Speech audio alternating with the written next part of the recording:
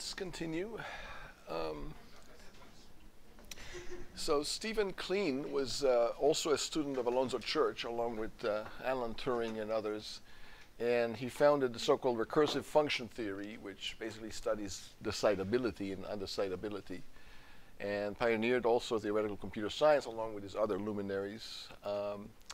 And he too was at the Institute for Advanced Study, as were all these other individuals. He invented regular expressions famously, and that's why we call it the Kleene closure after his name, Kleene star.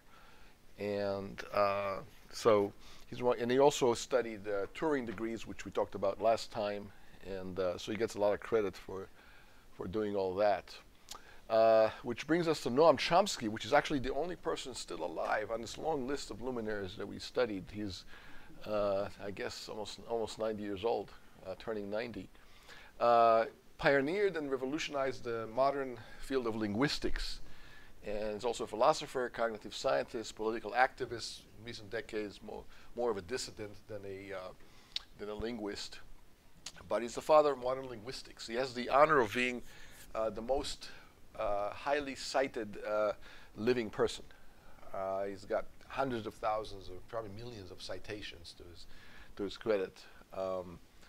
And even among dead people, he's in the top 10 most cited individuals in history, which is amazing because that includes Socrates, Plato, Aristotle, and Jesus Christ. So that's pretty good, being in the top 10 of that list. So he pioneered formal languages, and in fact this Chomsky hierarchy that we keep alluding to and showing and discussing and analyzing is due to him, and it's named after him. So his work is basically the cornerstone of this entire course. And this is a computer science course. Technically he's a linguist, not a computer scientist. Of course, he's a generalist. He does a lot of stuff, or did a lot of stuff. And so he invented the notion of generative grammars, the notion that from grammars you can create arbitrary languages of different levels of complexity based on how sophisticated the grammar is, whether it's context-free, context-sensitive, or some other restricted form of a grammar. And he definitely invented context-free grammars specifically, and there's a Chomsky hierarchy, or at least the simplified version. And then people added all sorts of other classes to it, and soon we'll see that hundreds and hundreds of other classes, complexity classes, are named, are so ubiquitously and often studied that they have special names. And of course there's an infinite number of classes that don't have names. We just kind of parameterize them in some other way. And they influence basically every other field: cognitive psychology, philosophy, language, the study of syntax and model theory. And things are named after him, like Chomskyan linguistics, or Chomskyan syntax, or Chomskyan models. And he was a big critic of U.S. foreign policy for the last several decades, which nowadays is not very hard to do. Most Americans are critics of U.S. foreign policy. But I digress. Here are some of his books, aspects of theory of syntax, syntactic structures. This is one of his famous books from the 50s that laid down the foundation of modern linguistics right here. This was cited hundreds of thousands of times by now. And here are some of his other books. These are not books about him. These are books by him. And you can see the breadth of subject that he investigated and thought about and opined on, about politics, about grammars, of course, about democracy, about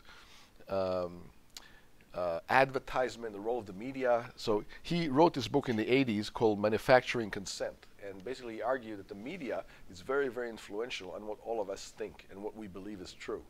Nowadays it's called, fake news, or some version of, and now we're very, very aware of that, especially with Facebook, and a lot of people believe really strange things.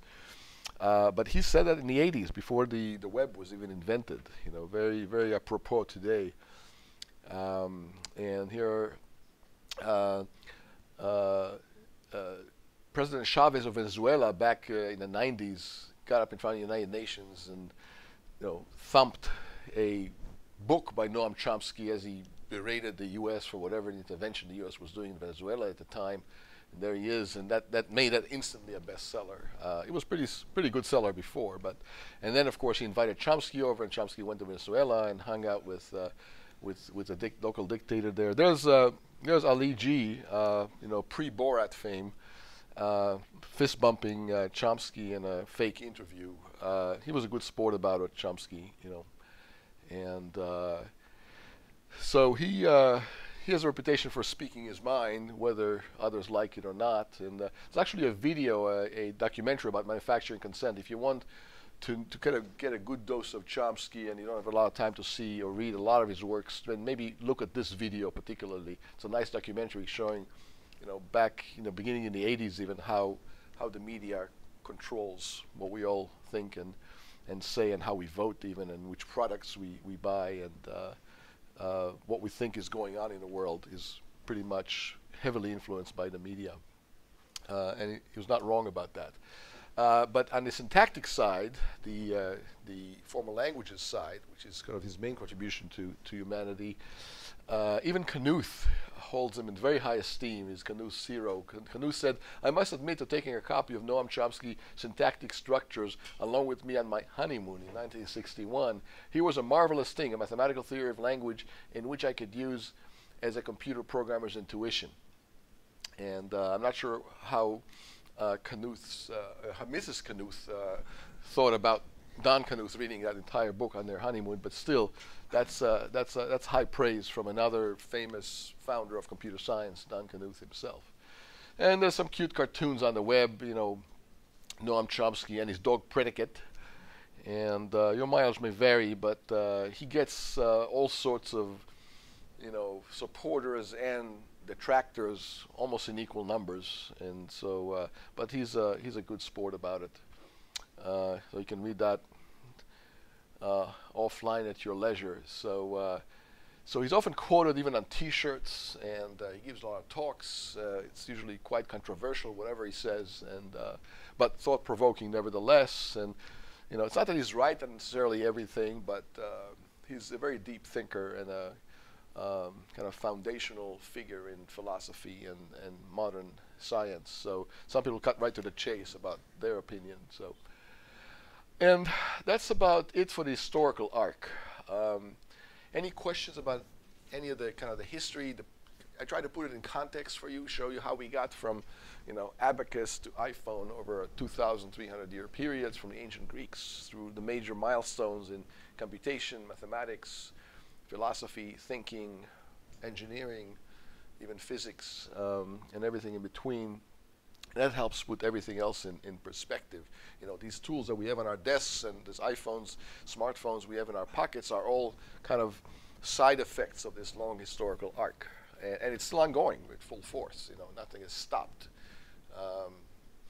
You know, 20 or 30 years from now, you may not even recognize what phones look like. You know, there may not even be phones.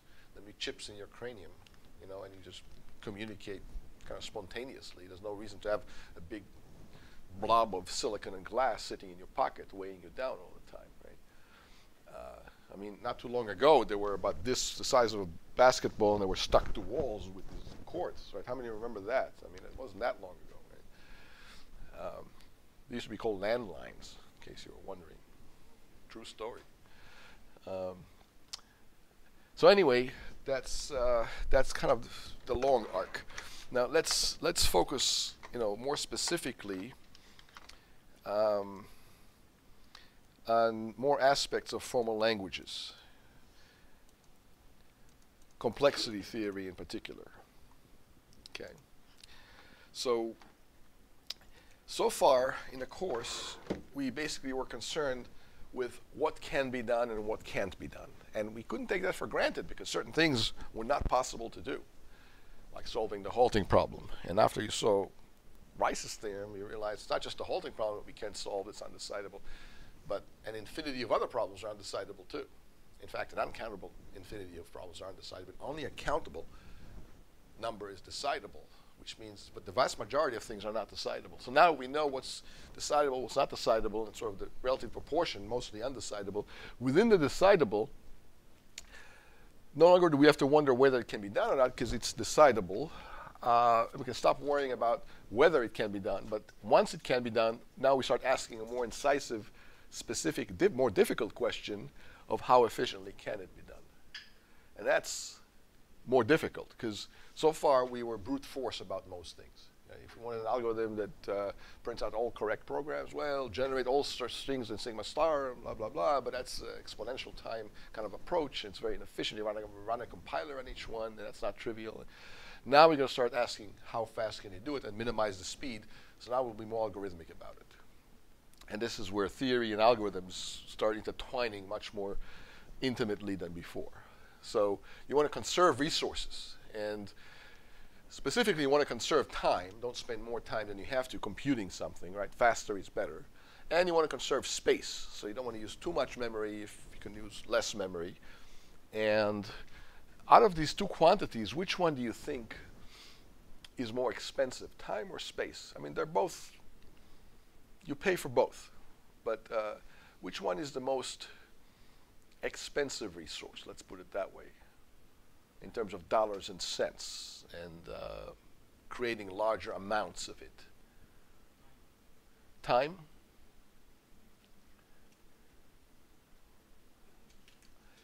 Let me ask it a different way.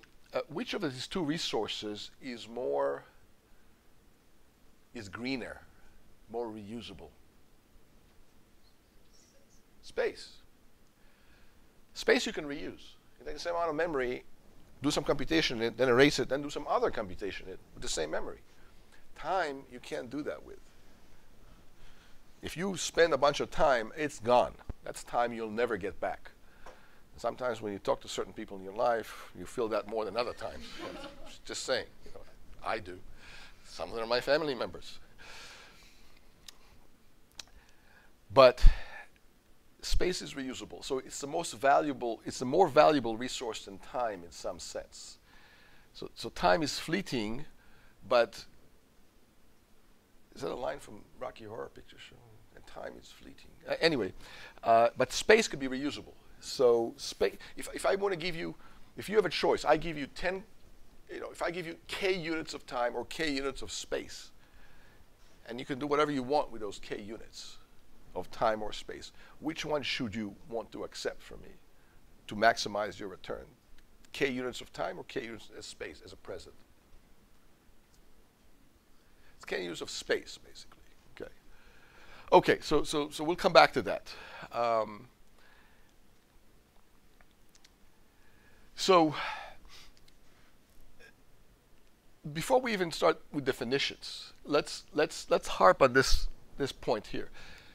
Just so you don't think it's just space and time we're trying to conserve while we compute. What else might we try to minimize or conserve as resources while we compute things besides space and time? Space and time are the most obvious, but there's other resources. Power, good. Energy, right? And that's especially important with handheld platforms and wireless platforms that run on battery. You want to definitely maximize the battery life and minimize the power consumption. What else?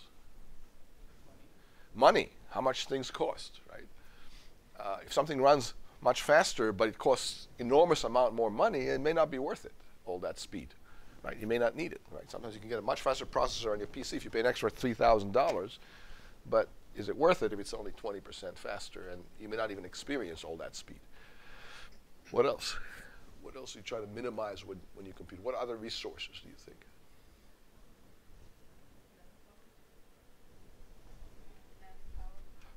Oh yeah, so effort, manpower. Yeah, so if you have a faster algorithm or one consumes less power, but it takes an enormous amount of extra effort, time, money to construct it, to code it, to test it, that's not necessarily a great trade-off. So certainly the effort it takes to program things is a valuable resource you want to conserve or minimize. What else? There's lots of other things. Disk accesses, for example. Remember the Van Neumann bottleneck and all the other bottlenecks that we talked about an hour ago? Accesses to disk, you may want to minimize that rather than power or even cycles, because those are much more expensive. Internet message passed around, sent or received, you want to maybe minimize that. Bit flips, you may want to minimize the number of times you flip a bit during your computation. That's different than minimizing power or time. Actually, it relates to minimizing power, because bit flips is where a lot of the power is consumed when you access memory. When else do you want to minimize bit flips, for example? I'll give you a hint. Somebody mentioned SSDs before, right? It was you. Where do you want to minimize? Why do you want to minimize bit flips when you use SSDs?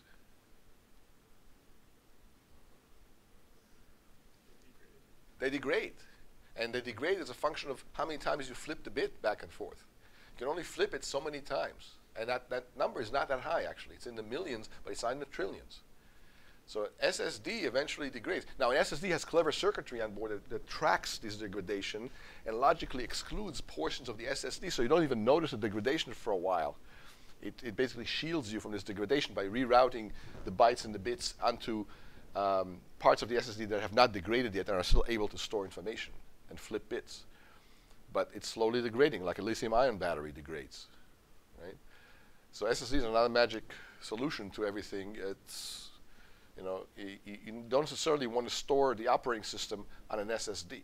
You want to store static data that doesn't flip much, doesn't change much on the SSD, but not things that flip on a, you know, nanosecond by nanosecond basis. There's lots of other resources. Paging, you know, program interrupt, cache misses. You may want to minimize misses on the cache. That could be the bottleneck to your whole computation right there. And there's dozens of other things. So think about all these other resources too, even though time and space are the main classical ones.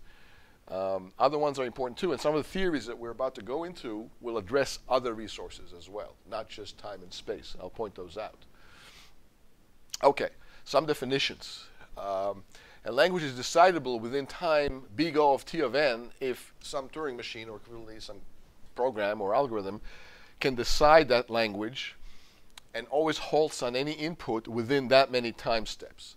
By that many, we mean t of the length of the input. So w is the input, arbitrary word in sigma star. You feed it to the algorithm, and within that much time, t of n, or t of the size of w, which is equal to n, the thing stops and says yes or no, recognizes the language, decides that language. So that's what it means for a language to be decidable within that time. Sort of the obvious definition, right? And there's always a parallel definition for space. So I'm saying green for time, blue for space. And a language is decidable within big O of s of n space if it always halts, you know, the algorithm for it always halts. Which algorithm? The one that recognizes or decides it always halts no more than that space gets consumed, and it's always finishing with the right answer, and everything is fine, and the amount of space used was no more than that. And notice it's a big O notation, so I don't care about constants. If it's twice that many space, that's okay too. That big O includes all sorts of fixed constants in this big O notation. It's asymptotic notation. Notice I'm using t for time and s for space mnemonically. T, time, s, space. Okay? And I often will use different colors, green and blue. Again, I'll hopefully do that consistently to reinforce all these ideas, not create confusion. So now we can define that the complexity class d time of t of n is the set of all languages decidable in time big O of t. Sometimes we won't even say the n, because it's obviously t of some function variable n, or length of w, or whatever. So again, d time t is all the languages, the set of all languages. It's a big class of languages decidable within time big O of t. And by the way, these Turing machines or algorithms are deterministic. If we wanted to say non-deterministic, we'll say n time, not d time. See, d here stands for deterministic. N stands for non-deterministic. Again, color-coded red here. So for every time class or space class, there's a deterministic version and a parallel non-deterministic version, kind of side by side. Now, they may be the same one in the same class, but that's something you need to prove. Often they're not the same class. And sometimes we don't know. So P and NP are two of these, where T is a polynomial function. We'll get back to that. All right, so now we have the two parallel constructions for D space. So D space of S is all the languages taken as a one big set, such that they're all decidable within space big O of S. Again, by some deterministic machine. If you want to go non-deterministic on you, then make it n space, and these are all the languages decidable within non-deterministic Turing machines or algorithms running within the S of n space bound. So we have four definitions.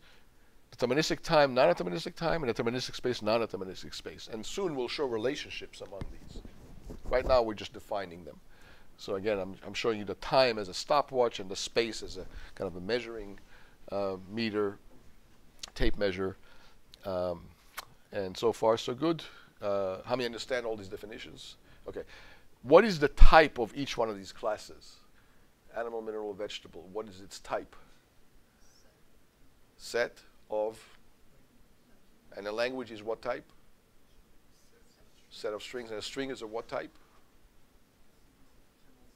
Sequences of symbols. So each one of these objects is of type set of sets of sequences of symbols. It's buried 4 deep. It's nested, compound, 4 deep type.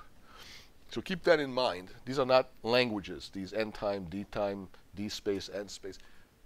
They're not languages. They're sets of languages. Yeah, they're properties. Good. I like that. Except, yeah, let's just leave it at that. They're properties. Okay. Yeah. Oh, wow. Okay. Should give you extra credit for that trick. Yeah, that was good. Yeah. All right. So, some interesting results and observations. So, the time is dependent on the number of tapes. So, the idea is that more tapes can create higher efficiency in how you do the computation. Just like more memory can be more efficient, right?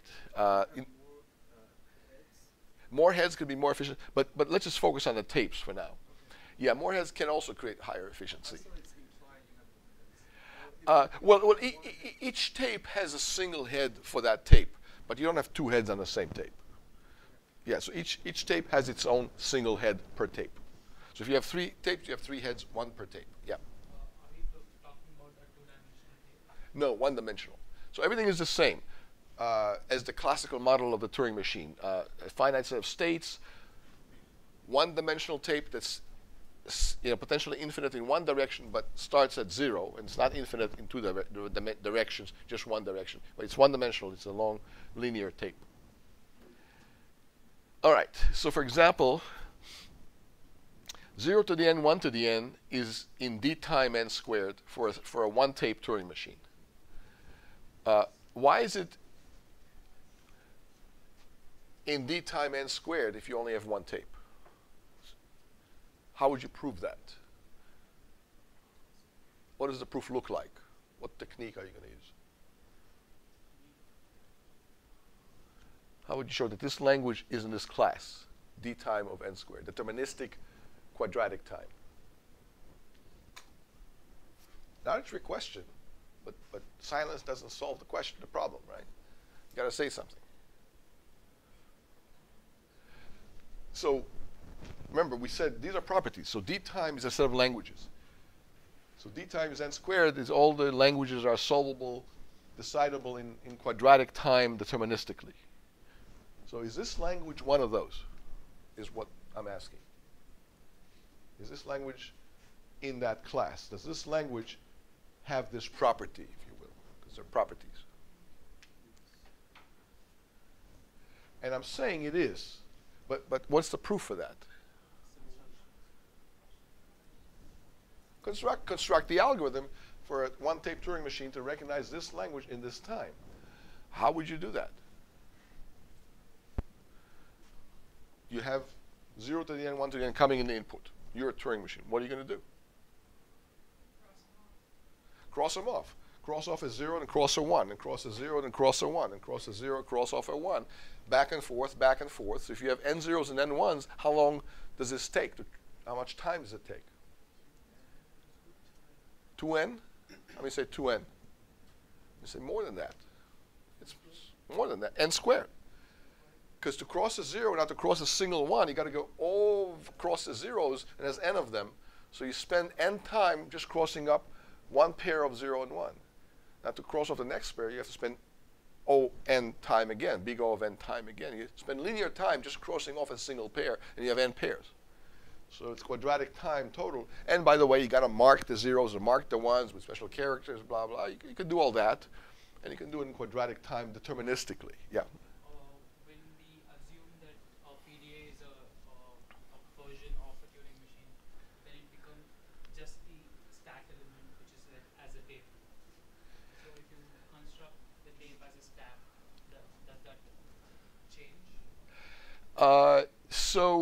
If you have a stack, you can do it in linear time. But these classes are defined for Turing machines, not for PDAs.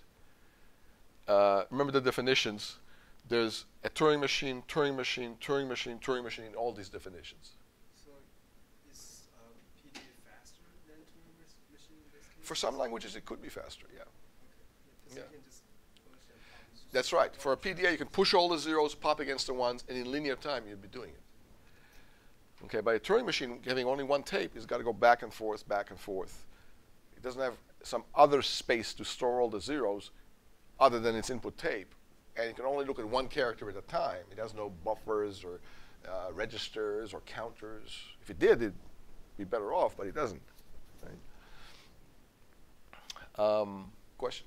Are there situations where we assume our Turing machines are random access? No, Turing machine has a linear accessible memory. It's one character at a time, one slow square move at a time by the head. It can't just randomly go to an arbitrary location. There are models that do that, but it's not a Turing machine. It's something else. It's a RAM, a random access machine.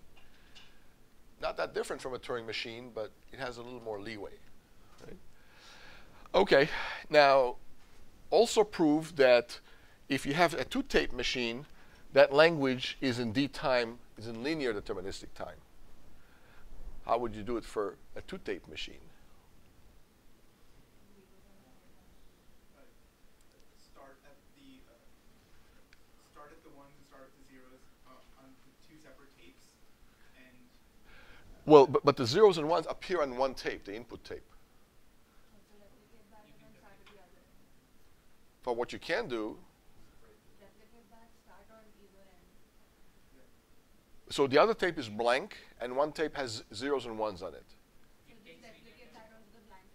So copy the zeros onto the blank tape, and then start on the ones on one tape and on the zeros on the other tape that you copied it for, and then go linearly one at a time and check them off. That's linear time. How many get that? Big O of n. Okay, good.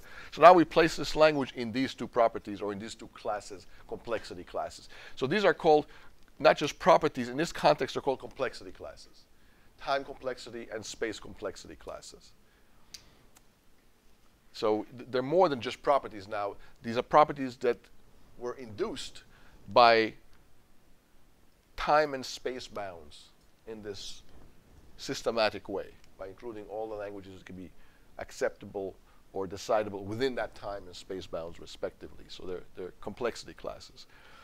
All right, so for multi-tape machines, we usually don't count the input tape as extra space. So that enables us to analyze languages which can be recognized in sublinear space. If you count the input string tape space as space, nothing will happen ever will happen in less than linear space.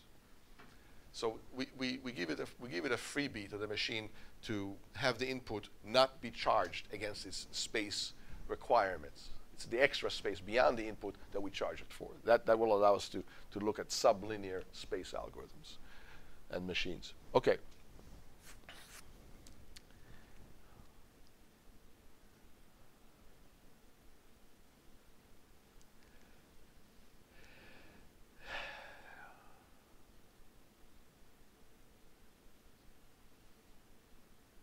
Let's do this. Try to place 0 to the n, 1 to the n for using a one-tape Turing machine in time n log n.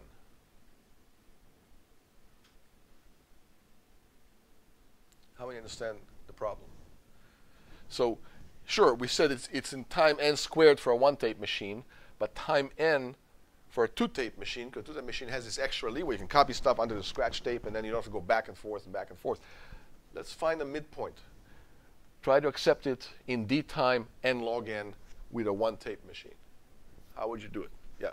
Binary search the ones, then remove that one from the tape. What do you mean by binary search the one? The sequences should somehow be sorted. What do you mean sorted? You have 0. You have n zeros and n1 and n1s following the zeros. We can move in this. We can double or step size every time. Every time you move one square, you're charged one time unit. You cannot make hyper jumps. You cannot jump over there. If you can go there, but you're going to be charged for all the time it took you to get there. Because the read-write head can move one square at a time and one square only. But you're right. If you can make long jumps, maybe you could take shortcuts, but you can't do that. Or equivalently, if you do that, you're gonna have to pay for that. Yeah. Can we use divide and conquer? Divide and conquer. How so? Recursion. Recursion. So does a Turing machine have recursion? Recursion implies you need a stack. Right? Where is the stack? So instead of going to the end of the table, we go to the first one. So 0, 0, 1. So starting from a 0 and traverse until you see a 1. Okay, so he's saying find the midpoint of the string and then go 0, 1, 0, 1, 0, 1, 0, 1. How much time did that take? I think it's Still quadratic. Good. You answered your own question. Well, but it's still quadratic. It's not n log n. Right? Thinking that maybe so maybe the head should start from the first 0 and first 1 and half the middle 0 and the middle 1 and Okay, so she's saying find the middle 0 and maybe eliminate everything between the first and the middle. But how do you know where the middle is? It's a desert of zeros as far as the eye can see. How do you know where you're in the middle or not in the middle? You can only see what's right in front of you on the tape, right? You're the read-write head. All you see is this square, very myopic. You can't look very far in either direction. But it's a good idea. If you could do that, what else could you do? So like the end squared scheme is knocking off a single pair at a time. Yeah. But instead of that, maybe you could, like on the first one, you knock off one, but like every 2 steps you put a mark there. And then on the next time around, you eliminate 2. Okay, you're on the right track. Somebody want to nail it down real tight? jump in powers of 2 instead of Well, if you jump in powers, you can only make one step at a time left or right. You cannot make jumps in powers of 2 in one fell swoop. Or equivalently, if you do, you're gonna pay for the whole length that you jumped. But he's on the right track. Somebody finish off what he started. What is he talking about? What did he say? Mark the squares. He said mark every other square, basically. Then what? Then mark every 4 squares. So then mark every 4th square. In other words, let me paraphrase what he said. He's saying, go over the zeros, mark every other unmarked square. Then go over the ones, mark every other unmarked square. Repeat. How many squares, how many zeros are you eliminating, and how many ones are you eliminating with every pass like that? Half. Can you do that? Mark every other unmarked 0 and mark every other unmarked 1? Could you do that just by a single sweep? How many say, yeah, of course you can do that. You just flip back and forth between 2 states in the machine. Find a marked one, skip it. Find an unmarked one, mark it. Find the next marked one, skip it. Or just find the next unmarked one and then mark it. Find the next unmarked one and mark that. Every other unmarked one. You want to skip an unmarked one, and then the next unmarked one, you mark it. So you eliminate half at each pass, half the zeros and half the ones. And you can do it in one linear pass through the zeros and through the ones, and eliminate half of each. How many see that? Good. How many times do you have to keep doing this before you run out of zeros and run out of ones? Logarithmic amount. And that's the n log n algorithm. So we just place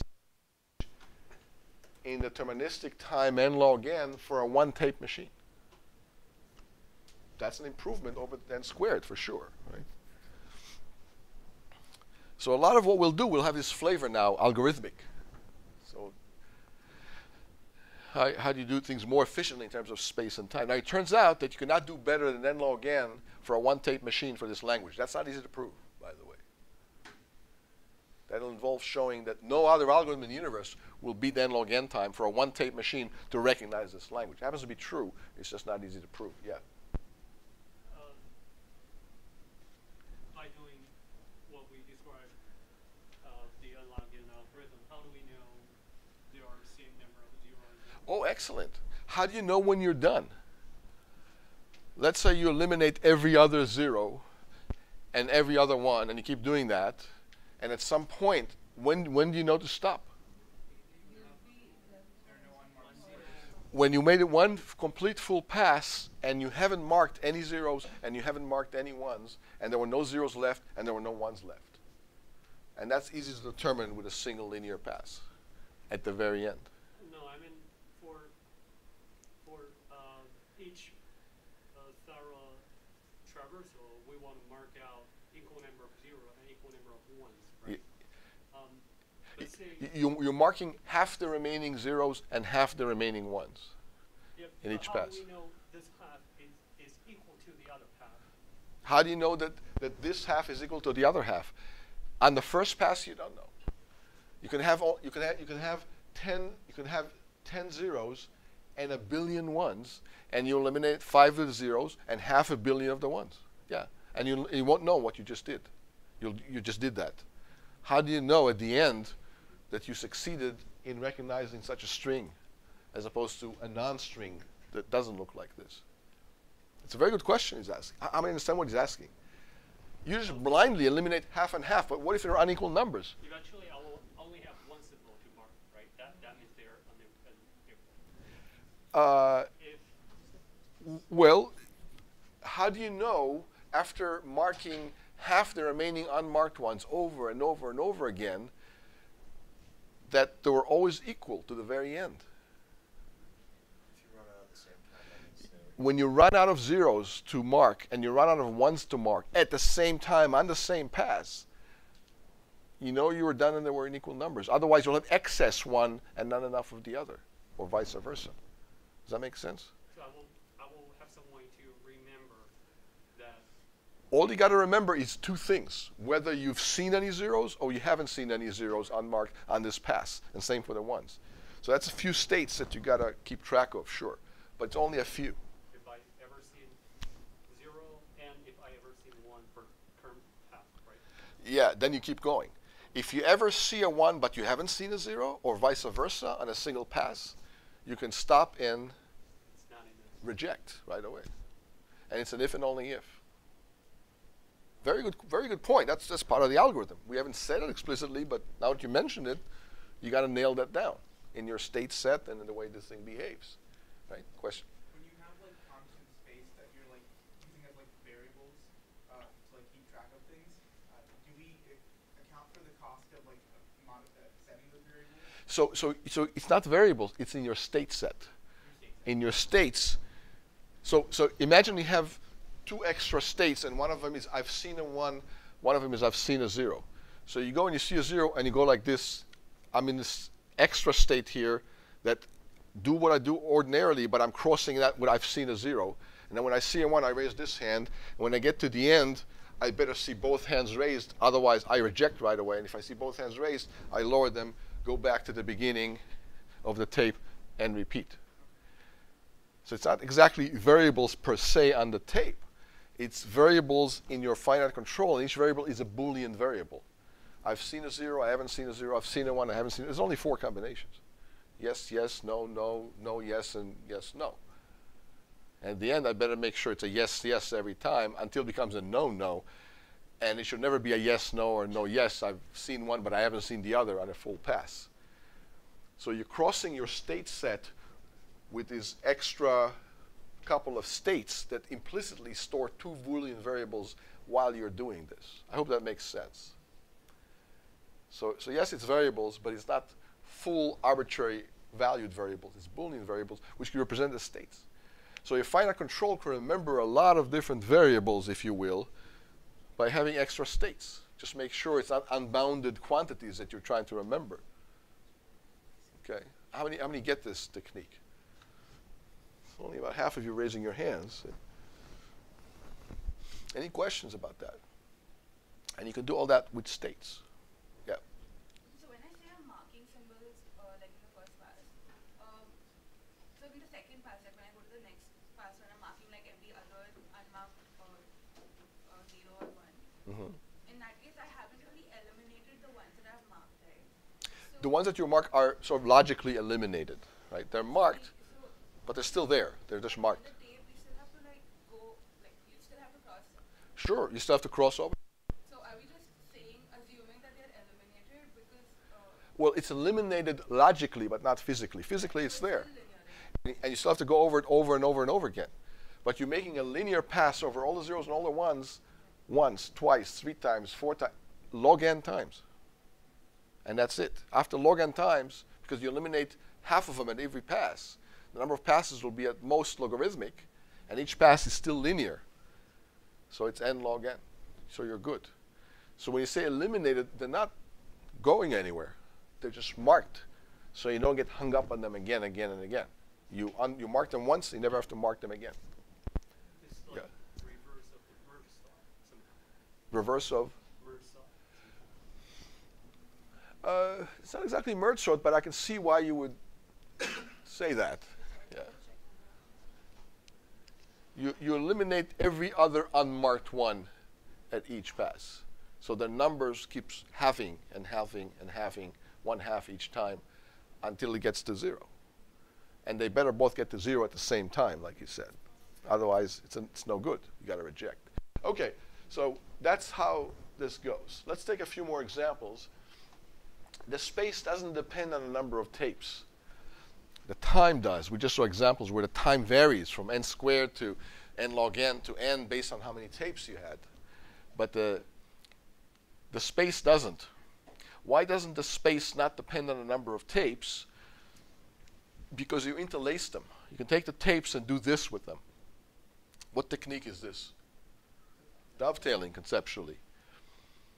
So if you want to simulate 3 tapes with 1 tape, you can do that by dovetailing. You want to see it again in instant replay? Get more mileage out of the PowerPoint animations that took me, hours and days to construct. Okay. Now, every time you want to do this computation of 3 tapes using a single tape, you may have to go back and forth and back and forth. You have to modify this and find this head, modify this and modify this, and go back and modify this again, move it logically left or right by overwriting this character and unoverwriting this character. You're logically marking where the heads are, not physically, but logically, by overwriting them with other characters, with a 1 with a box around it. That's a new special character. And we already know that you have extra characters, larger alphabets. Doesn't change anything. It's just encodings of larger alphabets with smaller alphabets. But you're doing all that within the same space. Yes, you're spending a lot of time. You're wasting a lot of time going back and forth and back and forth and back and forth. But you're not wasting extra space, and now we're talking about space requirements. Here we're using the fact that space is reusable quite heavily. We're reusing space over and over again, but wasting time. So there's often space and time trade-offs. We'll run into this again and again. Space trade-offs. If you want to pay more in time, you can save some space. And if you want to pay more space, you can often save time. Right? So in some sense here, when we use 2 tapes, we save time. We went from square to linear by using extra space. And here, we're using extra time to save space. We're using only 1 tape instead of 3. And in real life, it's the same situation, right? Like, how many of you been on an airplane? We have this tiny little tray in front of you. It's like 1 square foot. And you're trying to do some work and eat your meal and look at your iPhone and look at the paper, all this, and you can't because, in order to, put your water on glass on the little airplane table, you have to take the paper off and take your iPad off and then drink the water and eat the peanuts and then remove the water cup and then put the book back on. And you're wasting a lot of time because you're minimizing the space usage. How many understand? That's a real life example. Same on your screen. If your screen was really tiny, you can't have 5 windows open at the same time, staring all at the same time, cutting and pasting easily. You have to spend a lot of time switching between apps, doing cutting here and pasting there, and swapping back and forth between apps, and starting apps and stopping apps, and because you're trying to conserve screen space, so you're paying in time and effort because you have a tiny screen. That's why, for productivity's sake, you're better off with a very large screen where everything's open and visible at the same time without anything occluding anything else. How many get that? It's another real-life example. So, and same with Turing machines. Space versus time is often a trade-off. All right, so a one-tape Turing machine can simulate a t of n time k-tape Turing machine in time t squared times k. Why? Because if here to go left and right on this, and left and right on this tape, and left and right on this tape, only one step at a time. Here, to go left or right and left and right on each one of these 3 logical read-write heads, you have to traverse possibly the entire set of squares, on the, which the amount of space you use could not exceed the amount of time you had to use that space. Right? If you only use 1 square foot per second, in k seconds you cannot use more than k square feet. Right? You cannot spend more space than you have time to touch all these spaces that you're using, if nothing else, just to write something on them and never even read them. So the amount of time you spend in this machine could be quadratic in the amount of time you spend in this machine. How many get that?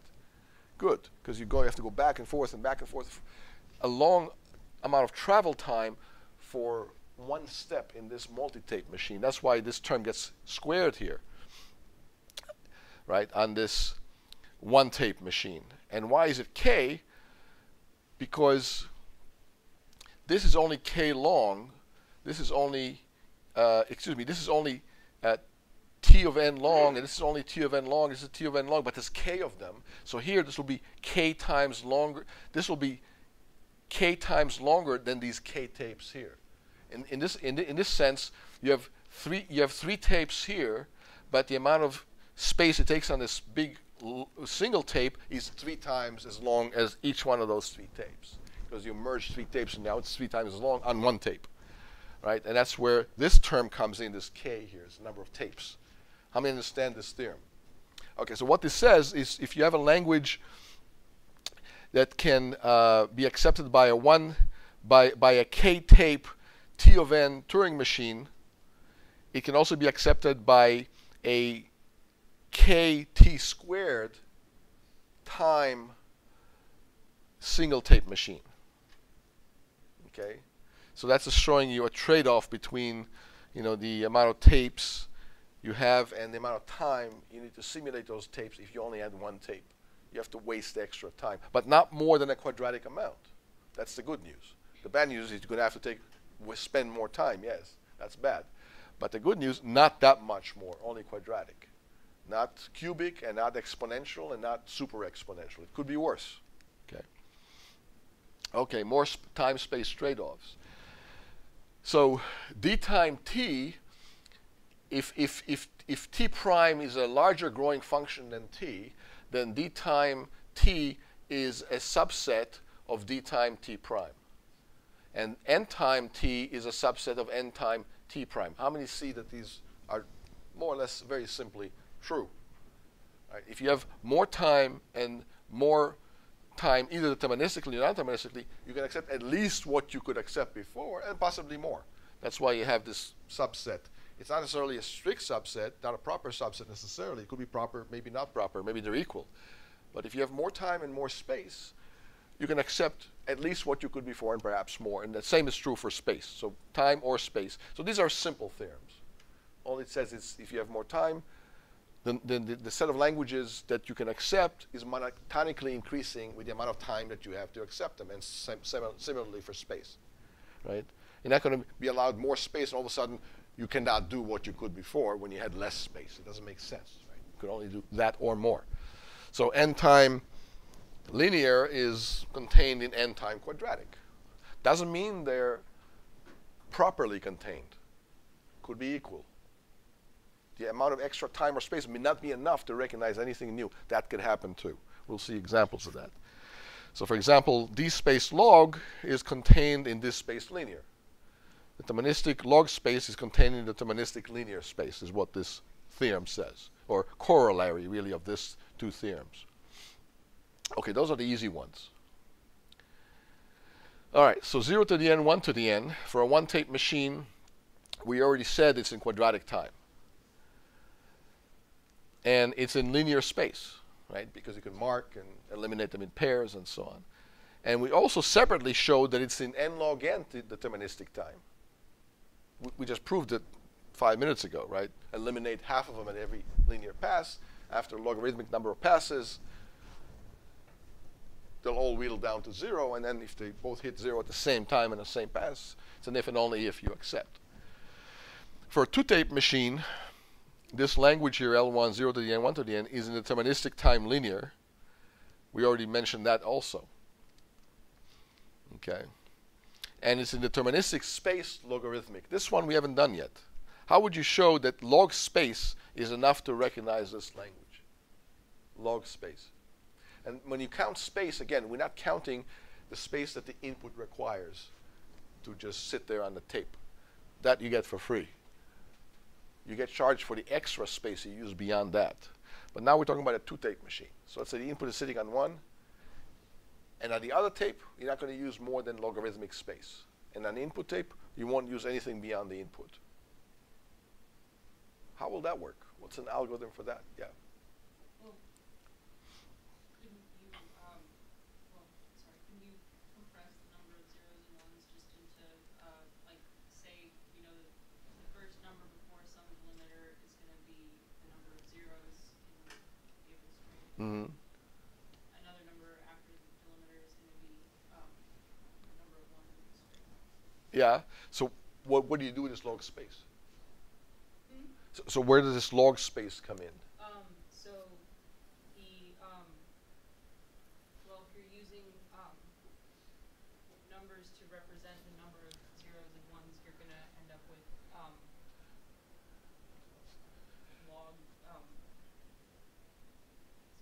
No, it's okay. Log number of characters. Yeah. So in other words, this logarithmic amount of space is used as a what type of a entity? She's right. What is she getting at? You use the log space to do what? To count. It's a counter. So you use this log space on the second tape to count the number of zeros that you're seeing. How do you count? Add 1. The count is originally 0. How do you add 1 to a counter that's made of zeros and ones in a block of zeros and ones? Add 1 and then propagate the carry if you must. So how much time does it take to add 1 to a counter of size log n? How many steps at most? Not quite a constant.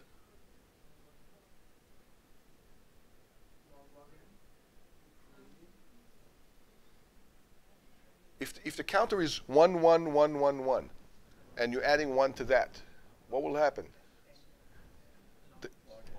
Yeah, it's log n. The carry can propagate right across the entire counter. How many see that? In the worst case. And not often, but in the worst case, it could happen. So what do? You're counting the zeros by incrementing a counter of size log n bits on the second tape. Count up the zeros.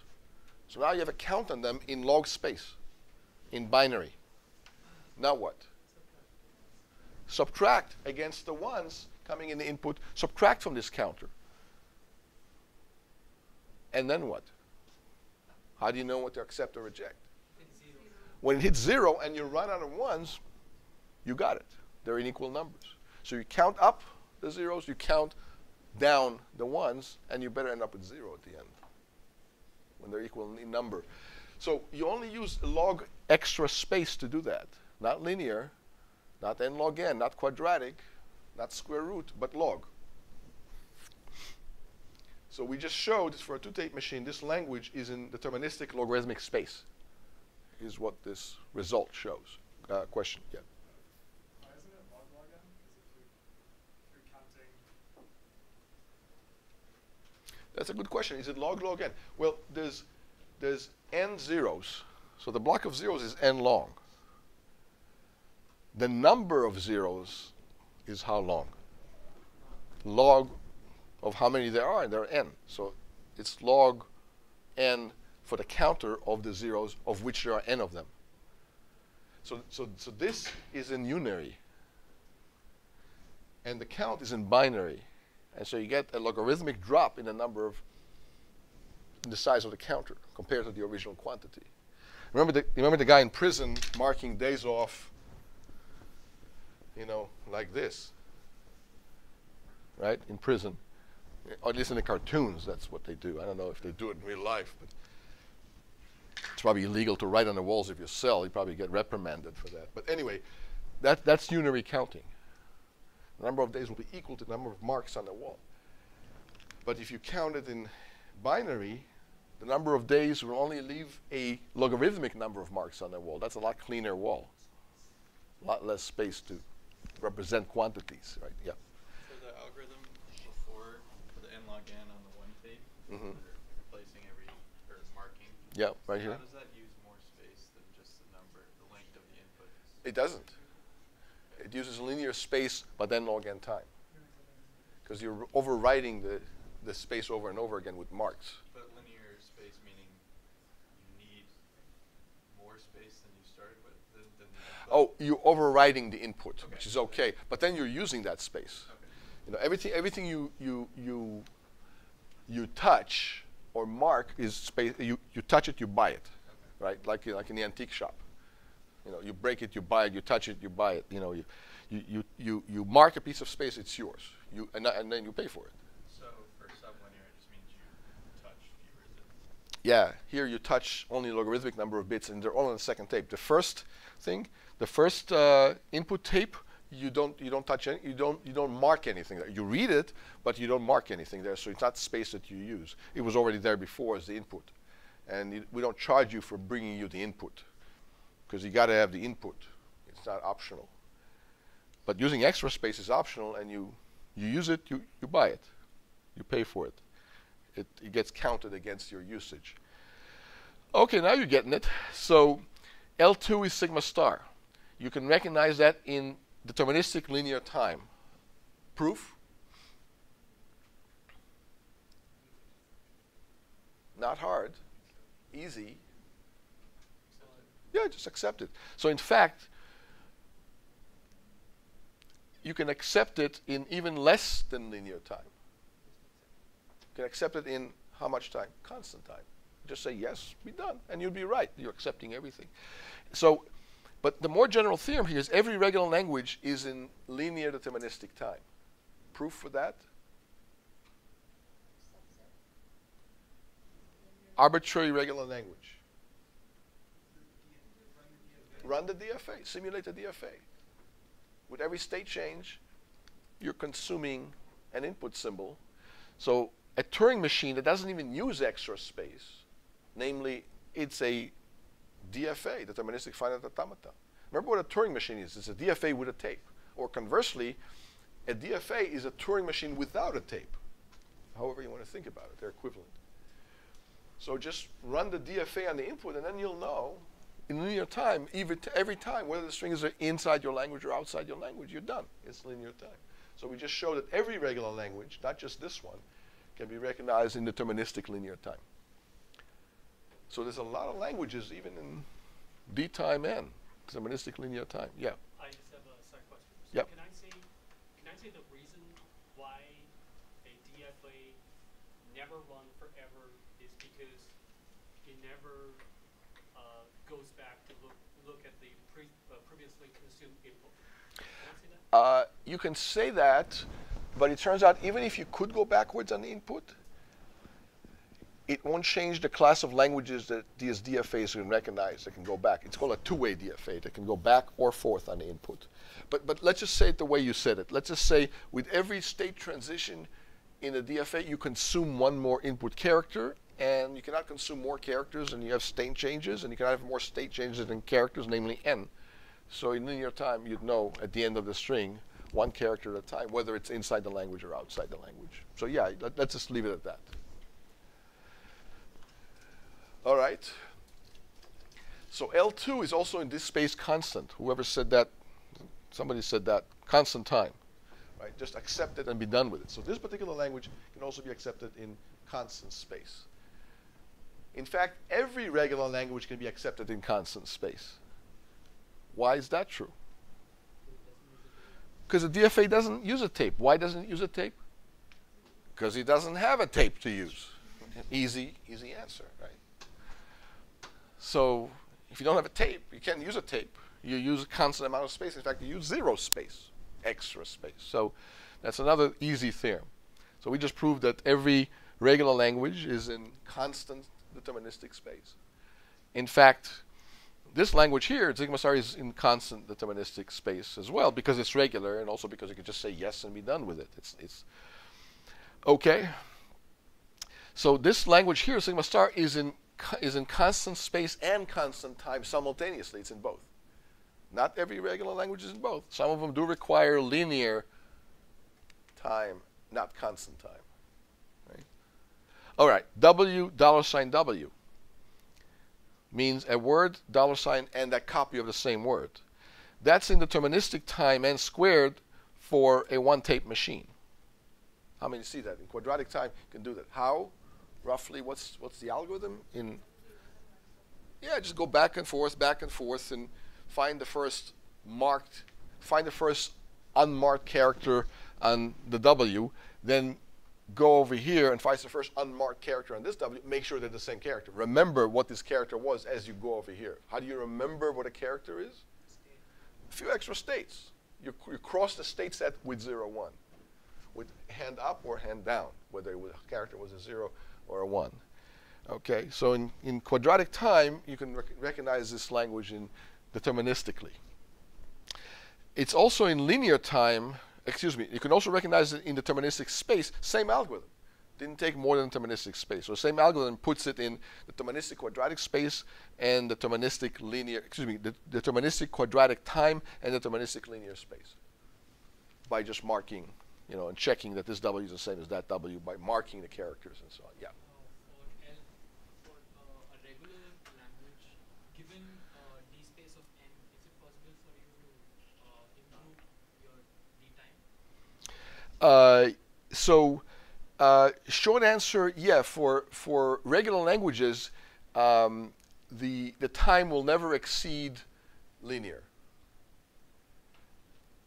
Now, this is not a regular language. W, or even WW is not a regular language either. So here the time will have to be higher than linear potentially. Now some regular languages can be recognized in linear time. So all regular languages will be recognized in linear time, but some non-regular languages may be recognizable in linear time as well. It depends on the situation. Okay. But this language here can also be recognized in d-space logarithmic, in logarithmic deterministic space. This one is less obvious. How would you recognize WW or $W in logarithmic space? Not in linear space by marking, but logarithmic space. And assume you have a two-tape machine. So this logarithmic space will be on the other tape, not the input tape. On the second tape it would be. How would you do that?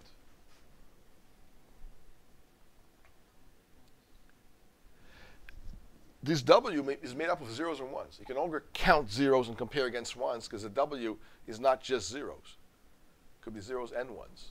So this is still a counter. That's a hint.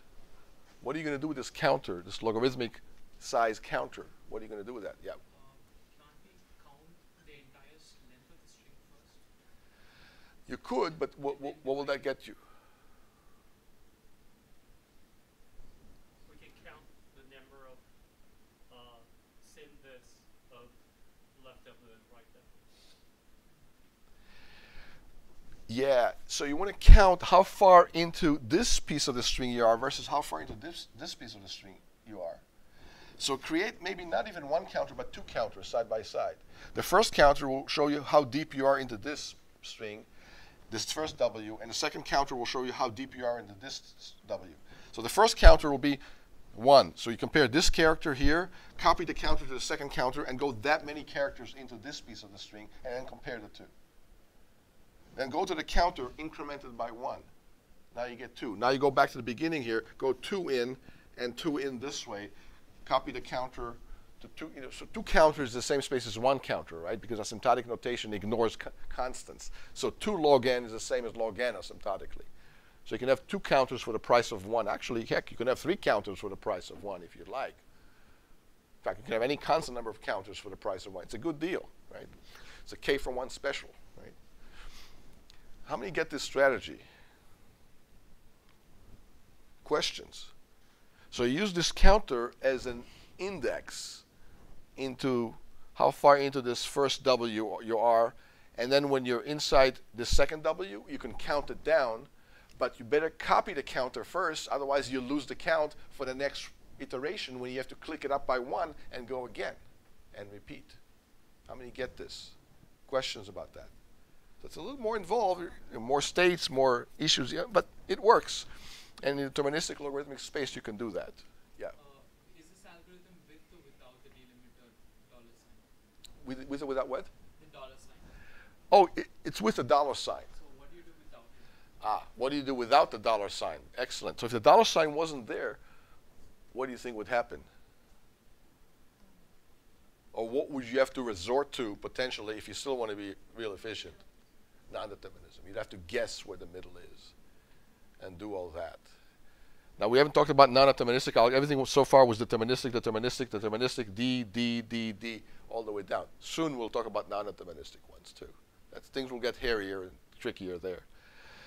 By the way, we haven't mentioned this so far, but let's go back to the definitions. How do you measure non-deterministic time and non-deterministic space?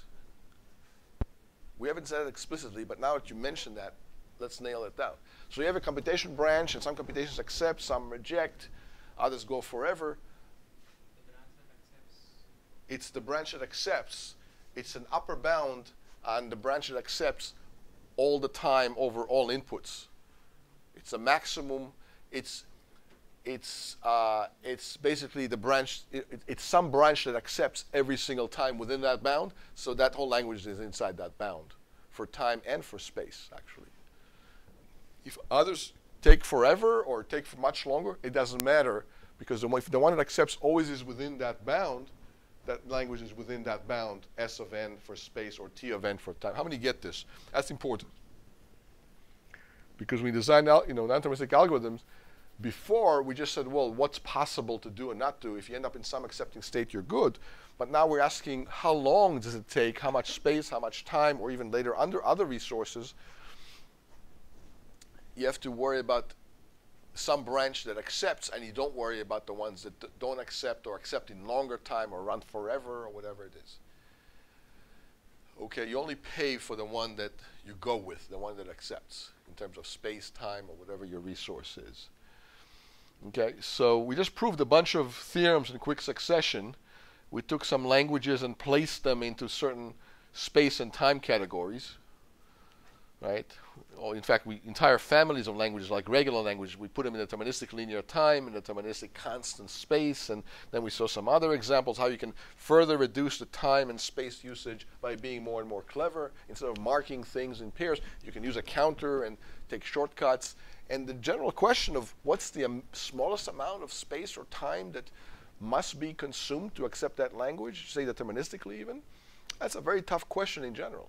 That's equivalent to saying what's the most efficient algorithm to sort or to compute convex Hull or Dijkstra's algorithm or whatever. That's not easy to answer, because you need to argue that no other algorithm in the universe can possibly do it quicker or with less space. And that's showing a lower bound. Okay, lower bounds are hard because you have to argue about an infinity of possible algorithms and all of their collective behaviors all in one fell swoop. That's hard to do generally. You want to prove that you're not a millionaire. That's hard to do. You can't not show you the money and convince you that you're not a millionaire. I'm a millionaire, I can show you the money and you're good. You buy it, you're convinced. But if I don't show you the money, it doesn't mean I'm not a millionaire. And I'm not even sure how I can possibly show you that I'm not a millionaire. There's no convincing way to demonstrate that. So that's the problem with lower bounds. Now, on a good day, you may be able to swing it. And in the algorithms course, we already saw some examples of that. And next time, we'll define P and NP as unions of these time and space complexity classes. But now you can define P formally as the infinite union of d time n to the k over all integers k. And NP is the infinite union over all k of non-deterministic polynomial kth degree time over all k. So now you have nice formal definitions of P and NP in terms of these complexity classes that we defined earlier. You see how it all falls nicely into place. And polynomial time and non-deterministic polynomial time are model independent. Right? P and NP are the same class for a supercomputer and an abacus. Doesn't matter how fast or slow it is, it's robust classes decoupled from the actual implementation, whether it's in Dell computers or iPhones or just an abacus or counting on your fingers, whatever. Okay, and we'll continue with time and space complexity classes, and things will get more and more esoteric. We'll prove some pretty deep theorems about these classes. This is complexity analysis, time and space complexity, and we'll show you a large set of classes and something called the complexity zoo, which is just hundreds and hundreds of classes, and things will get pretty esoteric. So just to give you, a preview, we'll show specific space and time complexities and their relationships between them, including exponential space, exponential time, logarithmic space, right?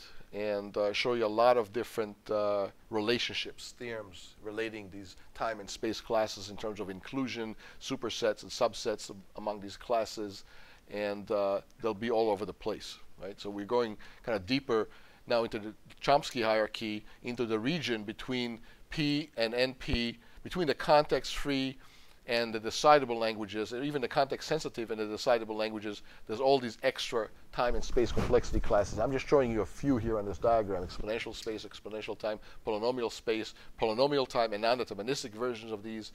And there's a whole bunch of more that there's just no room on this slide to show. But they're there, and we'll talk about some of them. All right. Any other questions or comments? All right, so should be working on the midterm. The midterm is designed to be easy, right? If you solve lots of problems all along, you probably already solved the midterm even before looking at the midterm, but it's definitely not any harder than the homeworks, and it's right out of the homework sets, or the problem sets, I should say. The problem sets were posted on the website all along. And soon we'll post another problem set, and we'll keep going. All right, see you next time.